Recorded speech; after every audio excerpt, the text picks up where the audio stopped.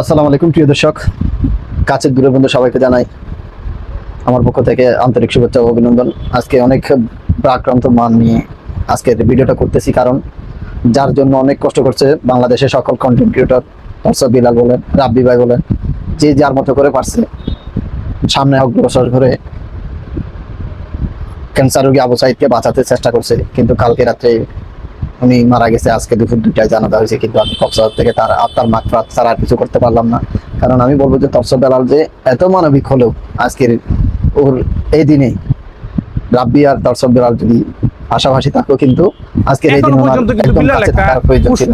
কারণ উনি যে কতটুকু মানবিক মানুষ সেটা সবাই বুঝতে পারতো। সবাই ভিডিওটা দেখবেন, উনি কি বলছে, ওনার বাবা কি বলছে, তরসব বেলালকে নিয়ে যারা মানে তরসব বেলালকে নিয়ে যে মানুষের কত খুশি ছিল সেটা দের ফ্যামিলি পরিবার থেকে, তাদের পাশের মানুষ থেকে একটু শুনেন। মানুষ মরে যাওয়ার পরে কিন্তু মানুষের প্রতি কোনো ক্ষোভ থাকে না। যত বড়ই অপরাধী হোক, যত বড়ই ভুল করুক, মানুষ যখন মৃত্যুবরণ করে তখন সব কিছু ভুলে যায়। একজন পাষাণ মনের মানুষও মাফ করে দেয়। তো আমি জানি না তার মনটা কতটুকু। সে এখনো পর্যন্ত একটা পুশ করে বলে নাই দেশবাসী তাকে মাফ করে দেন, ভুলের ঊর্ধ্বে মানুষ নয়, এরকম একটা পুশ করতে পারতো। আবু সাইদের জন্য চিকিৎসা বাবদ কত টাকা খরচ হয়েছে এই পর্যন্ত, এবং আপনারা কত টাকা হাতে পেয়েছেন? আমার ছেলের 35 লক্ষ টাকা দিয়েছিল দেশবাসী। তো বাংলাদেশে প্রায় 1 মাসের ভিতরে মনে হয় যে তার 6 থেকে 7 লক্ষ টাকা গিয়েছিল।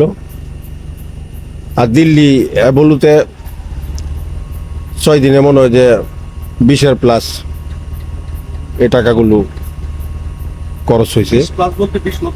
20 লক্ষের উপরে আছে।